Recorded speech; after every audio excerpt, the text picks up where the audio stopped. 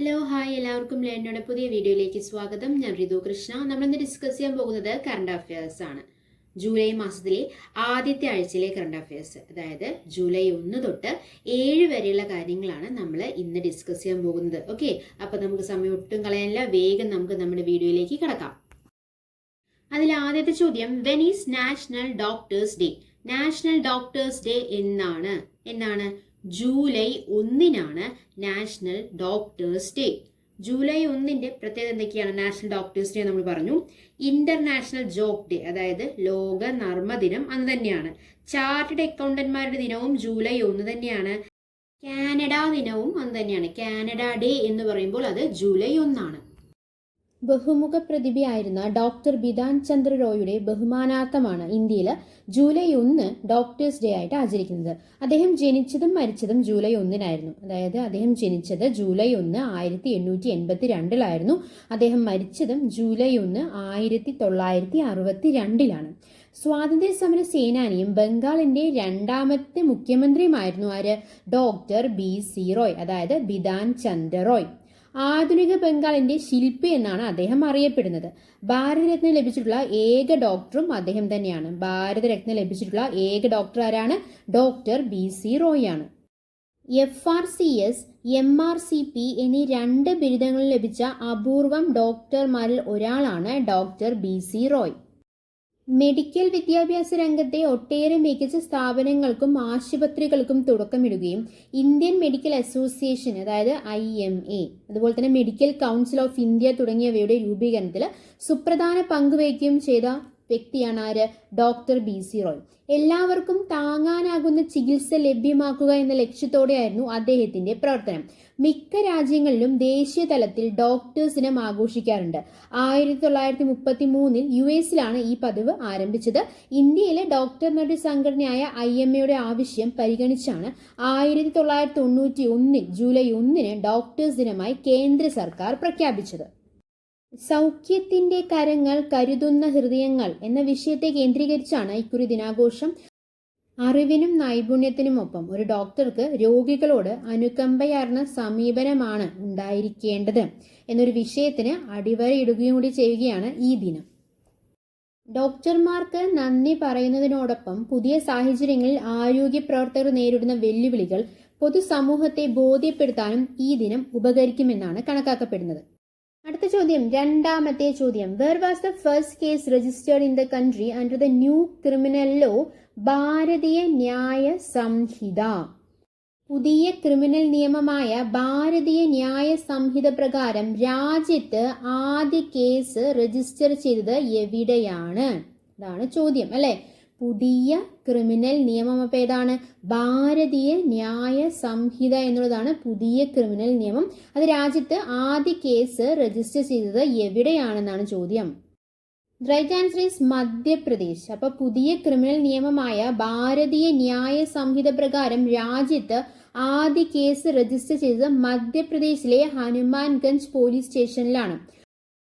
പൊതുസ്ഥലത്ത് അസഭ്യം പറയുന്നവർക്കെതിരെ എടുക്കുന്ന കേസാണ് ഭാരതീയ ന്യായ സംഹിത. നമ്മൾ പറഞ്ഞു ഭാരതീയ ന്യായ സംഹിത ആദ്യ കേസ് രജിസ്റ്റർ ചെയ്തത് മധ്യപ്രദേശിലാണെന്ന് പറഞ്ഞു. കേരളത്തിലെ ആദ്യ കേസ് കൊണ്ടോട്ടിയിലാണ്. നമ്മൾ പറഞ്ഞു 12/16 മധ്യപ്രദേശിൽ ആദ്യം രജിസ്റ്റർ ചെയ്തത്. ഏത് ക്രിമിനൽ കേസ് പോലെ? ഭാരതീയ ന്യായ സംഹിത പ്രകാരം ആദ്യ കേസ് രജിസ്റ്റർ ചെയ്തത് മധ്യപ്രദേശിൽ 12/16 ജൂലൈ 1 12/16 4 മിനിറ്റിന് ശേഷം 4 മിനിറ്റ് കഴിഞ്ഞു നമ്മുടെ കേരളത്തിൽ അത് രജിസ്റ്റർ ചെയ്ത് കഴിഞ്ഞു. ഭാരതീയ ന്യായ സംഹിത പ്രകാരമുള്ള കേരളത്തിലെ ആദ്യ കേസ് മലപ്പുറം കൊണ്ടോട്ടി പോലീസ് സ്റ്റേഷനിലാണ്. ജൂലൈ 1 പുലർച്ചെ 12:20. അപ്പോൾ 12/16 മധ്യപ്രദേശിൽ രജിസ്റ്റർ ചെയ്ത് കഴിഞ്ഞപ്പോഴേക്കും 12:20 കേരളത്തിൽ രജിസ്റ്റർ ചെയ്തു. ഹെൽമെറ്റ് ധരിക്കാതെ അശ്രദ്ധമായും അപകടകരമായും ബൈക്ക് ഓടിച്ച് കർണാടക കുടക് സ്വദേശിക്കെതിരെയാണ് കേസുള്ളത്. ഭാരതീയ ന്യായ സംഹിത പ്രകാരം 2023 വകുപ്പ് 281, മോട്ടോർ വെഹിക്കിൾ ആക്ട് 1988 വകുപ്പ് 194D എന്നിവ ചുമത്തിയിട്ടുണ്ട്. കുറ്റം പറഞ്ഞ് മനസ്സിലാക്കി നോട്ടീസ് നൽകിയാണ് യാത്രക്കാരനെ വിട്ടത്. ഇന്ത്യൻ ശിക്ഷാ നിയമത്തിലേതുപോലെ ഭാരതീയ ന്യായ സംഹിതയിലും പരമാവധി പോലീസ് കസ്റ്റഡി 15 ദിവസമാണെന്ന് പറഞ്ഞിട്ടുണ്ട്. ഓക്കെ, അടുത്ത ചോദ്യം, മൂന്നാമത്തെ ചോദ്യം, which country host the world chess championship 2024? Right answer is Singapore. ഏത് രാജ്യത്താണ് വേൾഡ് ചെസ് ചാമ്പ്യൻഷിപ്പ് 2024 നടക്കാൻ പോകുന്നത്? എവിടെയാണ്? സിംഗപ്പൂരിലാണ്. നവംബർ 20 മുതൽ ഡിസംബർ 15 വരെയാണ് ലോക ചെസ് ചാമ്പ്യൻഷിപ്പ്. 17-കാരൻ ഗുകേഷിന്റെ ജന്മനാടായ ചെന്നൈയും ഒപ്പം ന്യൂഡൽഹിയും വേദിക്കായി രംഗത്തുണ്ടായിരുന്നെങ്കിലും ലോക ചെസ് സംഘടനയായ ഫിഡെ സിംഗപ്പൂരിനെ വേദിയാക്കി തീരുമാനിക്കുകയായിരുന്നു. 2023 റഷ്യൻ ഗ്രാൻഡ് മാസ്റ്റർ യാൻ നിപോംഷിങ്ങിനെ തോൽപ്പിച്ചാണ് ഡിങ് ലിറൻ ചാമ്പ്യനായത്. അടുത്ത ചോദ്യം, നാലാമത്തെ ചോദ്യം, who will be the batting coach and mentor of RCB? Who will be the batting coach and mentor of RCB? The right answer is Dinesh Karthik. മുൻ Indian wicket keeper batter Dinesh കാർത്തിക്കിനെ IPL team royal challengers Bengaluru batting കോച്ചും മെന്ററുമായി നിയമിച്ചിരിക്കുകയാണ്. കഴിഞ്ഞ സീസണിൽ RCBയിൽ ഫിനിഷറുടെ റോളിൽ തിളങ്ങിയ കാർത്തിക് 36.22 ശരാശരിയിൽ 326 റൺസ് നേടിയിട്ടുണ്ടായിരുന്നു. 187.36 ആയിരുന്നു സ്ട്രൈക്ക് റേറ്റ്. എലിമിനേറ്ററിൽ രാജസ്ഥാൻ റോയൽസിനോട് തോറ്റുപുറത്തായ RCB അവസാന മത്സരത്തിൽ കാർത്തികിന് വികാര നിർഭരമായ യാത്രയപ്പാണ് നൽകിയിട്ടുണ്ടായിരുന്നത്. തുടർന്നാണ് പുതിയ റോളിൽ താരത്തെ ടീമിലേക്ക് ക്ഷണിക്കുന്നതായുള്ള പ്രഖ്യാപനവും വന്നത്. അടുത്ത ചോദ്യം, അഞ്ചാമത്തെ ചോദ്യം, which country host G7 summit? Which country host G7 summit? Right answer is Italy. ഇറ്റലിയിലാണ് G7 കൂട്ടായ്മയുടെ ഉച്ചകോടി നടക്കാൻ പോകുന്നത്. ലോകത്തെ സമ്പന്ന രാഷ്ട്രങ്ങൾ അംഗങ്ങളായിട്ടുള്ള ഗ്രൂപ്പ് 7 അല്ലെങ്കിൽ G7 കൂട്ടായ്മയുടെ ഉച്ചകോടി ഇറ്റലിയിലെ അബൂലിയാണ് വേദിയായത്. US, Canada, France, Germany, Italy, UK, Japan എന്നീ രാജ്യങ്ങൾ ഉൾപ്പെടുന്ന G7 ഉച്ചകോടിയിൽ പ്രത്യേക ക്ഷണിതാക്കളിൽ ഒരാളായി പ്രധാനമന്ത്രി നരേന്ദ്രമോദിയും പങ്കെടുത്തിട്ടുണ്ടായിരുന്നു. ഫ്രാൻസിസ് മാർപ്പാപ്പയും G7 ഉച്ചകോടിയുടെ ഭാഗമായെന്ന പ്രത്യേകതയും ഇറ്റലിയിലെ യോഗത്തിനുണ്ട്.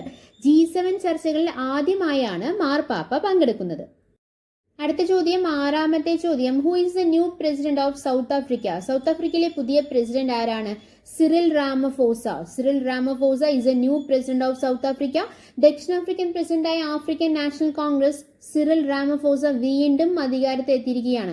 ദക്ഷിണാഫ്രിക്കയെ വർണ്ണ വിവേചനത്തിൽ നിന്ന് മോചിപ്പിച്ച നെൽസൺ മണ്ടേലയുടെ പാർട്ടിയായ ANC-ക്ക് 3 പതിറ്റാണ്ടിന് ശേഷം കേവല ഭൂരിപക്ഷം നഷ്ടമായ തെരഞ്ഞെടുപ്പിൽ കൂട്ടുകക്ഷി ഭരണത്തിലൂടെയാണ് റാമഫോസ അധികാരം നിലനിർത്തിയത്. മുഖ്യ പ്രതിപക്ഷമായ ഡെമോക്രാറ്റിക് അലയൻസിന്റെ പിന്തുണയോടെയാണ് പുതിയ സർക്കാർ. അടുത്ത ചോദ്യം, ഏഴാമത്തെ ചോദ്യം, who won the French Open tennis men singles? French Open tennis പുരുഷ വിഭാഗം സിംഗിൾസിൽ ആരാണ് വിജയിച്ചത്? Right answer is Carlos Alcaraz. French Open tennis പുരുഷ വിഭാഗം സിംഗിൾസിൽ സ്പെയിനിന്റെ കാർലോസ് അൽക്കാരസ് ആണ് ചാമ്പ്യനായത്. ഫൈനലിൽ ജർമ്മനിയുടെ അലക്സാണ്ടർ സ്വരേവിനെയാണ് അൽക്കാരസ് തോൽപ്പിച്ചത്. അൽക്കാരസിന്റെ ആദ്യ ഫ്രഞ്ച് ഓപ്പണും കരിയറിലെ 3ാം ഗ്രാൻഡ് സ്ലാം കിരീടവുമാണിത്. 3ാം ഗ്രാൻഡ് സ്ലാം കിരീടമാണ് നമ്മൾ പറഞ്ഞല്ലോ. ടെന്നീസിലെ 3 സർഫസുകളിലും ഗ്രാൻഡ് സ്ലാം നേടുന്ന പ്രായം കുറഞ്ഞ പുരുഷ താരം എന്ന റെക്കോർഡും ഇതോടെ 21-കാരനായിട്ടുള്ള Alcaraz സ്വന്തമാക്കിയിരിക്കുകയാണ്.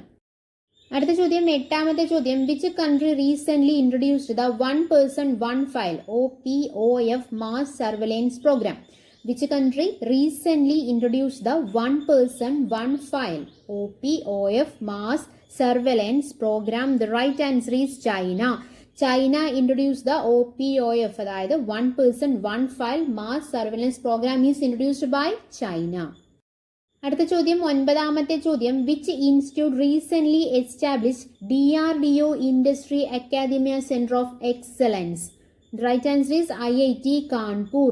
IIT Kanpur recent established DRDO industry academia centre of excellence. അടുത്ത ചോദ്യം, പത്താമത്തെ ചോദ്യം, what is Aedes albopictus recent scene in news? എന്താണ് ഈഡിസ് ആൽബോപിക്ടസ്? നമ്മൾ ഈ ഇടയിൽ ന്യൂസിലൊക്കെ കാണാനുണ്ടായ ഈഡിസ് ആൽബോപിക്ടസ് എന്ന് പറഞ്ഞാൽ എന്താണ്? ഈഡിസ് എന്ന് പറഞ്ഞാൽ നമുക്കറിയാം, ഈഡിസ് കൊതുകുകളാണ് അല്ലേ. So the right answer is mosquito. നമ്മൾ പറഞ്ഞായിരുന്നു ഫ്രഞ്ച് ഓപ്പൺ ടെന്നീസ് പുരുഷ വിഭാഗം സിംഗിൾസിൽ സ്പെയിനിന്റെ കാർലോസ് അൽക്കാരസ് ആണ് ചാമ്പ്യൻ ആയത്. അതുപോലെ തന്നെ ഒരു കാര്യം കൂടി പറയാൻ വിട്ടുപോയി, French open grand slam tennis വനിതാ വിഭാഗം സിംഗിൾസ് കിരീടം പോളണ്ട് താരം ഇഗ സ്യാംടെക്കാണ് സ്വന്തമാക്കിയുള്ളത്. ഫൈനലിൽ ഇറ്റാലിയൻ താരം ജാസ്മിൻ പവോലിനിയെ പരാജയപ്പെടുത്തിയാണ് ഇഗ ജേതാവായത്.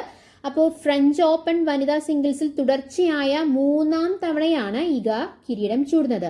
ഹാട്രിക് കിരീടത്തിന് പുറമെ 2020-ലും ഇഗ ഫ്രഞ്ച് ഓപ്പൺ നേടിയിരുന്നു.